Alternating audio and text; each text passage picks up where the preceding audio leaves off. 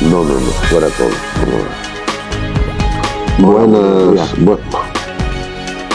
Hola, buenos días. Con ustedes Manuel Fernández. Bienvenidos a mi canal de Historia Contemporánea.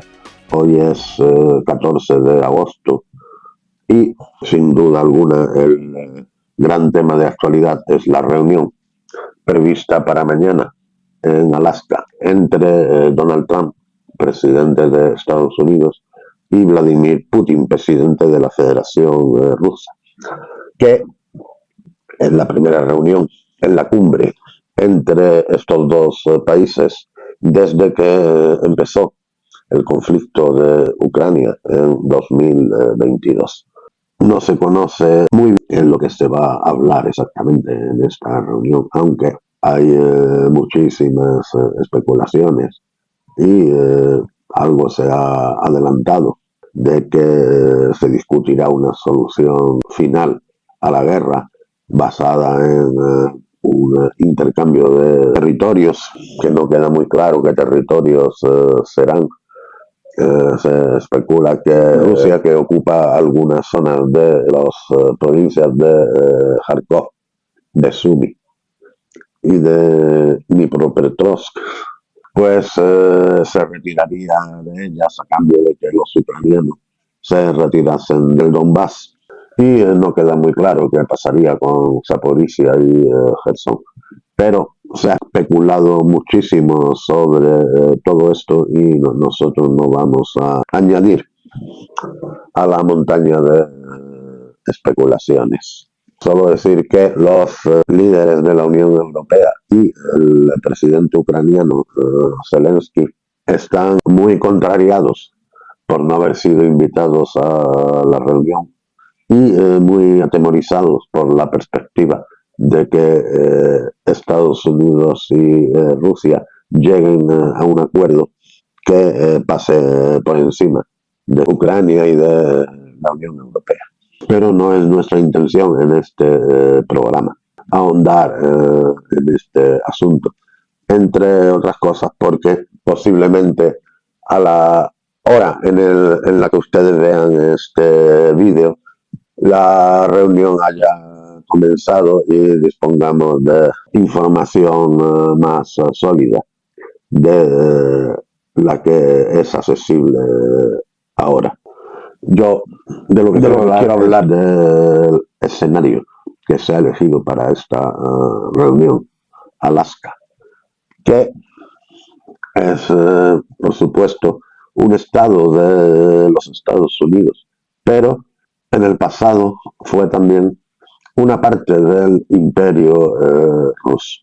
A primera vista chocante que un territorio de América que está muy, muy, muy lejos de Moscú fuese colonizado por los rusos. Pero así fue.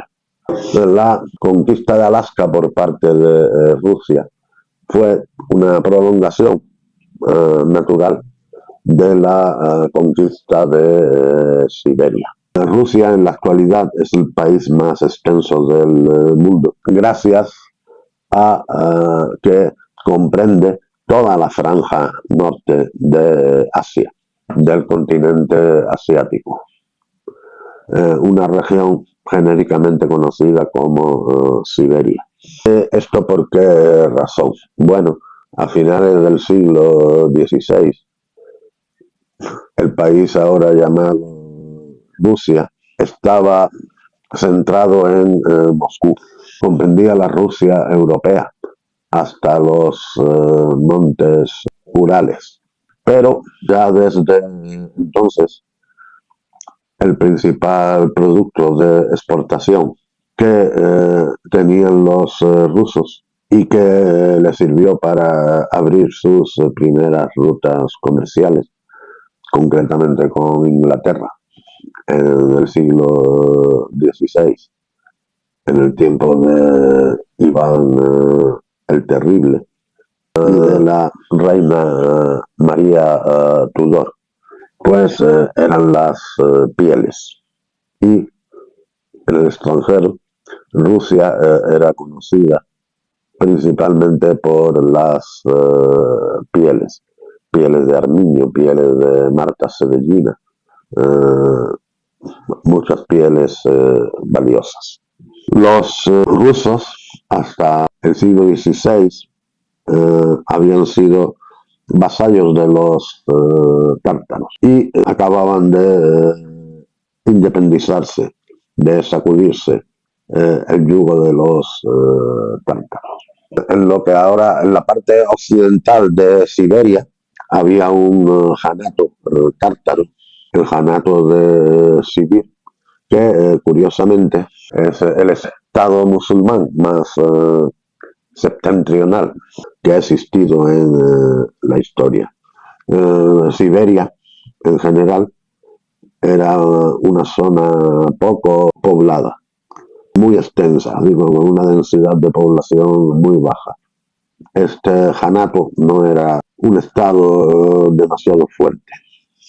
El deseo de obtener pieles fue lo que llevó a los rusos a cruzar los montes Urales e iniciar la conquista del Janato de Sibir y posteriormente del inmenso territorio que quedaba al este hasta la costa del Pacífico. Esta conquista no fue emprendida por poderosos ejércitos, sino por bandas de cosacos que actuaban por iniciativa propia, aunque con el respaldo, el apoyo del zar ruso, que avanzaban por Siberia, aprovechando los cursos de los ríos y que en los puntos estratégicos, en la confluencia de los ríos, establecían fuertes, sometían a tributo. Este tributo se pagaba siempre en pieles a las tribus vecinas, porque una vez que el Kanato de Sibir fue conquistado, no quedó en toda Siberia ninguna formación política con un poder apreciable capaz de oponerse a la expansión rusa. El apetito por las pieles fue un motor formidable para acelerar esta expansión. A mediados del siglo XVII, los grupos de cosacos ya habían llegado a la costa del Pacífico. En los primeros años del siglo XVIII, podemos considerar que la conquista de Siberia se había completado y los rusos habían llegado hasta la frontera norte del imperio chino, donde momentáneamente su expansión se detuvo porque ahí se encontraron con ejércitos bien armados que disponían de artillería, armas de fuego y eran más numerosos que los suyos. El zar Pedro el Grande, que es famoso por haber derrotado a los invasores suecos en las primeras décadas del siglo XVIII, deseaba saber si Asia y Europa estaban comunicadas por tierra. Sí, el extremo nororiental de Asia se comunicaba con el extremo noroccidental de América, o si por el contrario estaban separadas por el mar, que era un enigma geográfico que estaba sin resolver en aquella época. Para ello, contrató los servicios de un marinero danés llamado Vitus Bering. Lo más difícil de las expediciones de Bering era recorrer la enorme distancia por tierra con malísimas comunicaciones que había entre Moscú y el océano Pacífico. Y una vez llegado a la costa del Pacífico, pues aparejar los barcos y preparar todo lo necesario para la expedición en sí. Bering realizó dos expediciones una durante el reinado de Pedro el Grande y otro durante el de la emperatriz Ana Primera. Solo en la segunda de estas expediciones pues desembarcó en la costa de Alaska. Realizó un trabajo muy notable cartografiando península de Kamchatka y la costa oriental de Siberia. Pero la verdad es que no resolvió de forma concluyente el problema de si hacia América estaban comunicadas o si allí había un estrecho. A la vuelta del segundo viaje fue víctima del escorbuto y murió junto con gran parte de su tripulación.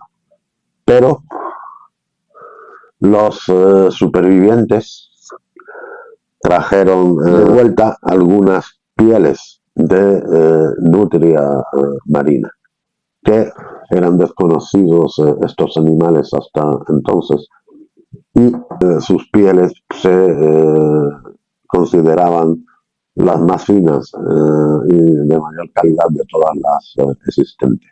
Y entonces esto fue el acicate para que los rusos emprendieran la colonización de Alaska. El estrecho que separa hacia América se llama ahora mismo el estrecho de Bering, pero este nombre se lo dio el capitán inglés James Cook bastantes años después de la expedición de Bering. La colonización de Alaska fue como la colonización de Siberia, una empresa fundamentalmente privada, con el apoyo, pero no con la participación directa del Estado ruso. Casi todos los rusos que se establecieron en Alaska, que nunca fueron más de unos cuantos centenares, 700 tal vez, eran comerciantes de pieles y fundaban asentamientos donde vivían unos cuantos rusos y empleaban los servicios de los indígenas como cazadores. Los indígenas eran los que obtenían las pieles y se almacenaban en estos asentamientos hasta que venía un barco a recogerlas. Esto era el punto más delicado de la empresa. Como digo, las comunicaciones con Rusia eran dificilísimas y estos barcos pues, no llegaban con mucha frecuencia. Rusos, como el resto de los europeos en América, pues tuvieron que combatir ocasionalmente contra los indígenas, sobre todo contra los Tlingit, que destruyeron el mayor de sus asentamientos a principios del siglo XIX. El resultado fue una batalla llamada la batalla de Sitka, después de la cual los rusos reconstruyeron este lugar y le pusieron el nombre de Nueva Arcángel. Y ahora esta ciudad es como conocida como Sitka y fue la capital de la América rusa durante mucho tiempo. Las comunicaciones de Alaska eran mucho más fáciles con la costa oeste de los Estados Unidos que con Rusia. En muchas ocasiones eran los americanos quienes compraban las pieles almacenadas por los comerciantes rusos. Y estas pieles se vendían en la ciudad de Cantón, en China. Además de los comerciantes, el segundo grupo más importante de rusos era el de los misioneros, que extendieron la fe ortodoxa rusa entre los indígenas y construyeron la catedral de San Miguel en la ciudad de Sitka. Ahora mismo todavía hay unas 90 parroquias de la Iglesia Ortodoxa rusa en Alaska. y unos 20.000 fieles, en su mayoría indígenas, porque la población de origen ruso, que nunca fue numerosa, pues regresó a Rusia después de la cesión de Alaska en 1867. ¿Por qué los rusos decidieron vender Alaska a los Estados Unidos? En primer lugar, bueno, Alaska estaba en la frontera con Canadá y desde mediados del siglo XIX, Inglaterra y Rusia habían sido enemigas, se habían enfrentado en la guerra de Crimea y los rusos habían dado cuenta de que en caso de una nueva guerra con Inglaterra les sería imposible defender una colonia tan remota como Alaska. Y entonces decidieron vendérsela a los Estados Unidos antes que correr el riesgo de que se la arrebataran los ingleses. Es el mismo cálculo que hizo Napoleón cuando vendió Luisiana a los Estados Unidos en 1803.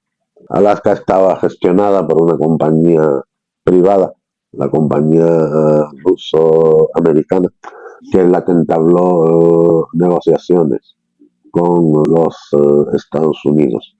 El presidente Andrew Johnson, que había accedido al cargo tras el asesinato de Abraham Lincoln, y su secretario de Estado, Seward, fueron los que llevaron a cabo la negociación y finalmente firmaron un contrato con los rusos por el que Estados Unidos adquirió Alaska por una cantidad de $7.200.000.